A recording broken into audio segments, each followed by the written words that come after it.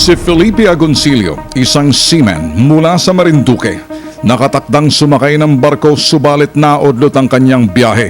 Sa di inaasang pangyayari, nabiktima siya ng modus ng salise. Ayon kay Felipe, lumuwas siya ng Maynila upang asikasuhin ang kanyang application bilang seaman.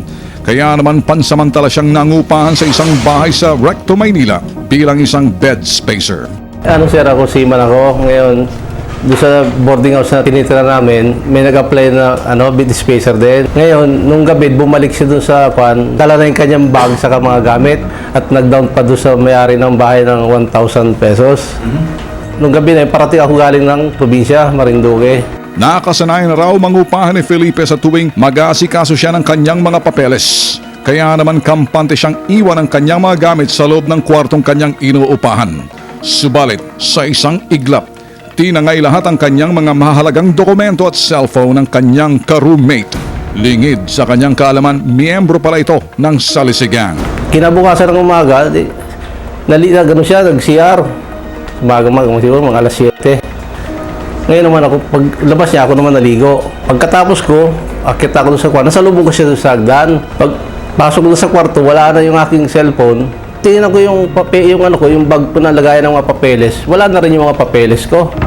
Tumakbo ako sa baba. Sabi ko, manang, wala na yung aking mga dalawang cellphone. Sabi niya, habulin mo yung baka nandun. Doon ako nagduda. Hinabol namin sa labas hanggang sa kalsada. Hindi na namin inabutan. At ang masaklap, ang sarili niyang gamit, ipinatutubos sa kanya ng mga suspect. Ngayon, ang gawa nung kasama ko na dun sa boarding house, tinawagan yung cellphone ko, sumagot siya, sinabi na yung nasa kanya yung mga gamit ko, yung papeles, pinapatubos ng 10,000 sa depositor sa Western Union yung pera.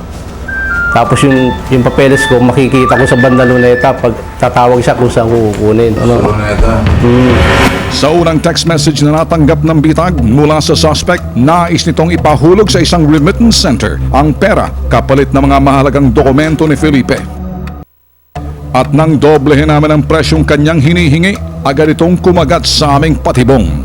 Pumayag na ang suspect na makipagkita sa luneta, ngunit hiniling nito na babae ang kanyang nais magdala ng pera.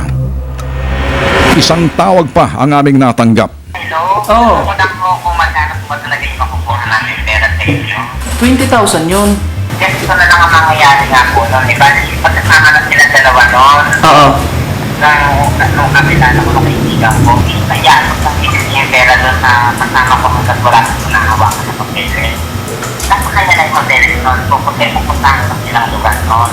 Parang ang sa lugar na yung mga bandang hindi ko lang. Tapos? Sa bandang PIC, hindi natin yung papeles. Eh, basta nakukuha nyo lang natin ito. Pag maayos sila pag-abot niya natin ng pera.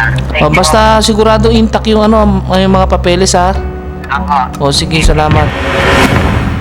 Pinag-aralan ng bitag ang estilo ng panggagancho ng mga kolokoy. Sa Luneta, katakot-takot na pangpagpo. Ito, hustler to eh. Kasi kita mo yung pattern na ginawa sa kanya. Talaga nag-invest sa isang boarding house para makapaghanap ng biktima. Pina-impress yung may-ari na mag-board muna. Kaya lang, inalam niya doon sa boarding house kung sino-sino may mga gamit. Lakas pa ng loob nito. Nagnakaw lang ha. Pinatutubos pa sa'yo, ikaw ang ninakawan, yung kanyang nanakaw. Alam niya kung sino yung subject na susurveillance niya rin. Kaya lang sa akin, pag magandang klaseng transaksyon, 90% pagpag ng pagpag to. Magbibigay ng instructions pero babaguhin niya. Nagkaroon na ng pagdududa ang bitag na hindi lulutang ang suspect. Para sa akin, medyo asiwa ako rito na alam ko hindi lulutang itong baka hindi tayo magtatagumpay. So ngayon, magsusugal tayo. Kaya naman agad nakipag-ugnay ng Mission X at bitag sa District Intelligence Operatives Unit or DPIOU sa Manila Police District. Sa DPIOU MPD, pinagplanuhan ng maigi kung paano isasagawa ang entrapment. Parada yung taxi na abang nakakaway mo, parada na yun doon. Yung driver namin, atin yun. Tsaka yung taxi. May motorsiklo na susunod sa inyo doon. Dahil hiniling ng suspect na babae ang magdala ng pera, isang bitag undercover ang nagpanggap na pamangkin ng biktima. Mga para na kumababa doon. Ha?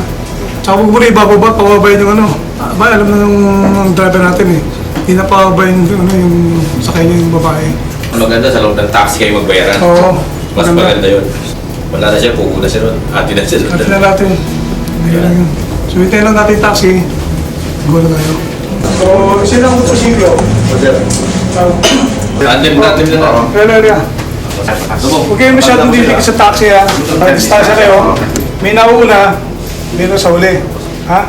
Basta ang ronda natin, Vito Cruz. Sa alalay lang kayo.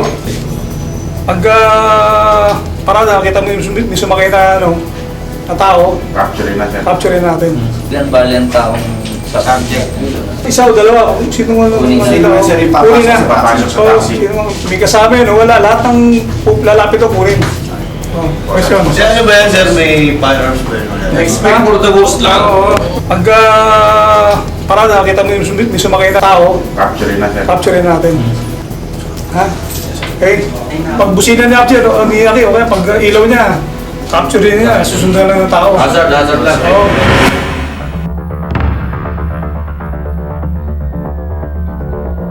Hinati rin ang operatiba sa tatlong grupo. So patulak na itong grupo ng Bitag Mission X maging ng Manila Police District Intelligence Operatives. Hopefully, makukuha yung suspect. Bukod dito, isang kakaibang patibong rin ang inihanda ng MPD DPIOU para sa mga suspect ng salisigang. Ang sasakyang taxi ng undercover ang magdadala sa lugar na ituturo ng mga suspect. Ito nga yung taxi na gagamitin ng operatiba ng undercover ng Bitag at yung magiging driver nito ay yung pulis para talaga masusundan yung suspect. Plinano ng Bitag Mission X pati ng Manila Police. Ganito nga senaryo. Kunwari, sasakay dito yung may dala ng pera, dadali ng pulis. At pagkatapos yung imimit na tao, susundan yon, sasakay din sa taxi, papunta doon sa pinaka-target, pinaka-suspect, yung magnanakaw na bading. So, at the same time, bubuntutan ito ng Bitag at Mission X, pati ng mga operatiba. Agad nagtungo ang mga operatiba ng DPIOU Mission X at Bitag sa target site. Binubuntutan nga ng namin itong taxi na sakay yung may dala ng pera, pupunta ito sa Luneta at sasakay yung isang inutusan ng suspect na sasabay dito. Hindi ibibigay ng undercover namin yung pera hanggat hindi makita yung mga dokumento. Mahirap kasing hulihin itong mga salisigang na ito. Usually kapag may ninakaw sila, hindi na nila tinatawagan yung may-ari para kunin. Ang pinagkaiba lang nitong sitwasyon ngayon, pinapatubos na kasi. Pagdating sa target site,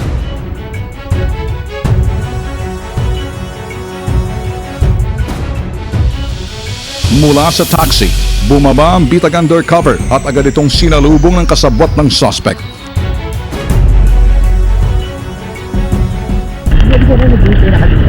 Naghihintay po siya? Para ano na. Huwag ka matakot.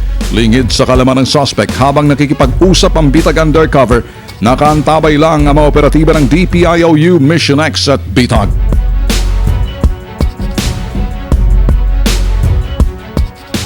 Maya-maya lang, isinakay na ng suspect ang aming undercover. Wala siyang kamuwang-muwang may dalang concealed camera ang aming undercover. Hindi rin alam ng Kulokoy na ang taxing kanyang pinara inihanda para sa kanya dahil ang driver nito ay operatiba ng MPD DPIOU.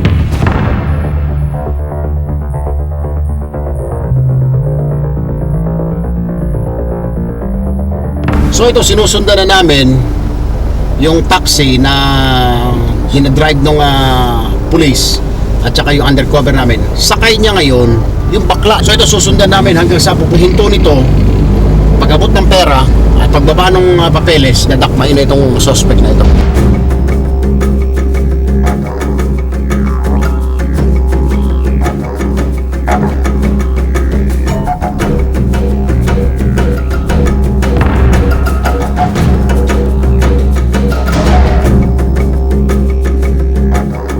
Pansinin ang mga kalalakihang nakasakay sa motor. Lingid sa kalaman ng suspect. Mga operatiba din ito ng DPIOU MPD na siyang dumidikit sa kanilang sasakyan. Sa may Vito Cruz Extension sa kahabaan ng Rojas Boulevard, sumakay na ang suspect na si Ramil S. Cuevas. Doon dyan sa may antar yan, no? Oo, yan. Ma'am! Papasukin mo doon yan. Dito pa, yan ako sa unahan.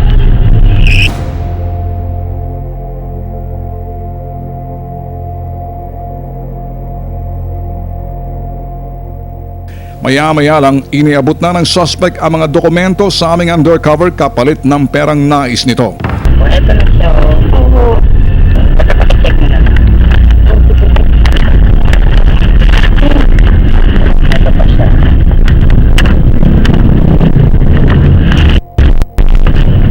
Ibaan din naman pagtawang sa ako. Ito lang babana lang tayo. Bababana lang po tayo. Kaya naman naging mabilis ang sumunod na pangyayari. Oh, bababa na yun.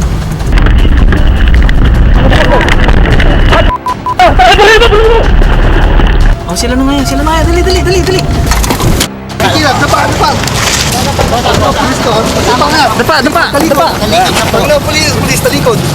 Huli itong suspect. Huli rin pati kanya kasama. Dalawa yan, huli. Kanino nagtetext yung babae?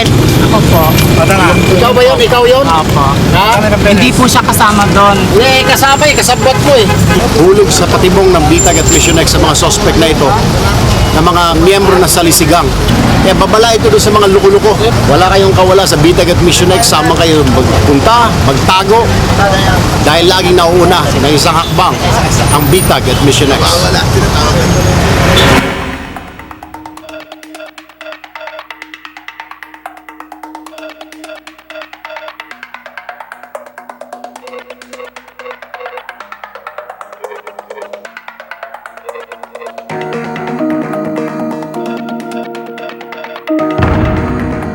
Sa DPIOU MPD nagsalita ang suspect. Inamin itong matagal nilang modus ang manguha ng gamit lingid sa kalaman ng kanilang biktima o manalisi.